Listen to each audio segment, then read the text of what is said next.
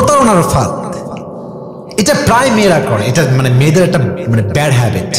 দেখেন, একটা মেয়ের সংসার ভাঙে কিন্তু প্রতারণার জন্য। আমার হাজবেন্ড যদি আমার হাজবেন্ডকে কেউ বাজে কথা বলে, তবে আমি কি তার বিপক্ষে যাব না পক্ষে যাব?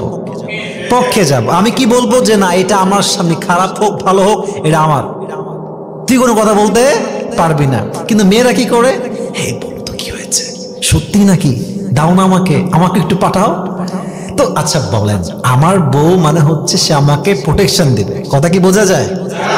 এখন সেও আমার বিরুদ্ধে লাগে, আর আমি যেটা জানতে পারি, তাহলে কি আমার বউয়ের মধ্যে ভালোবাসা থাকবে? প্রতারণা এটা স্বামীর সাথে। আবার মাঝে মাঝে স্বামীরাও তাই করে, হ্যাঁ তোর বউ তো খুব ভালো না রে, খুব খারাপ, মা বলতেছে, আর স্বামী বলতেছে তাই তো, তুই তো আসলেই খারাপ, আমি আর যে প্রেম করবো এখন, যা তোকে আর গুনি না আমি। প্রতারণা। আবার দেখেন, অনেক সময় প্রতারণা এমনি হয়, এটার অনেকগুলো আসলে স্টেপ আছে, কয়টা বলবো আপনাকে বলেন। অনেক সময় দেখবেন মেয়েরা বিয়ের আগে প্রেম করে, আছে না? আবার ছেলেরাও বিয়ের আগে প্রেম করে, আছে না?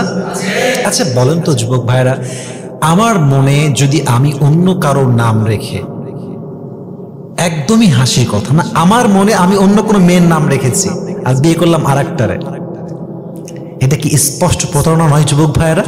এখন আমি বললাম কবুল কবুল কবুল কবিল, তো তোমারে কবুল করে বিয়ে করলাম, কিন্তু আমার মনে তোমার নাম নাই, এটা স্পষ্ট ধোঁকা ছাড়া আর কিচ্ছু হতে পারে না, ঠিক কিনা বলেন?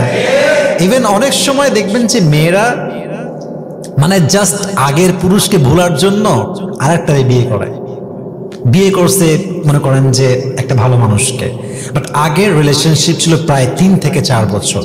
এখন সে তারে বিয়ে করবে না, এখন কি করা যায়? তারে তো ভুলতে হবে, ভুলতে তো একটা সাপোর্ট লাগবে।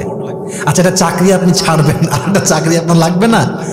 লাগবে। আপনি তো অন্য অপশন না পেয়ে আর একটা অপশন ছাড়তে পারেন না। Very simple trick, you know. তো এখন মেয়েটা কি করে, তাকেই ভালোবাসে, তার নামটাই হৃদয়, বাট বিয়ে করে আরেকজনকে। আর স্বামী যখন বুঝতে পারে যে আমার বউটা আরেকটা লগে এগুলো কইরা আইসা ওরে না পাইয়ে আমারে ইউজ করছে, আচ্ছা বলেন তো এই স্বামীটা পুরুষ মানুষ, তো এর তো 4টা বিয়ে করা যায়, ও কি ওরা আজীবন রাখবে? আর যুবক ভাইয়েরা, প্রতারণা করলে সম্পর্ক আসলে টিকে না।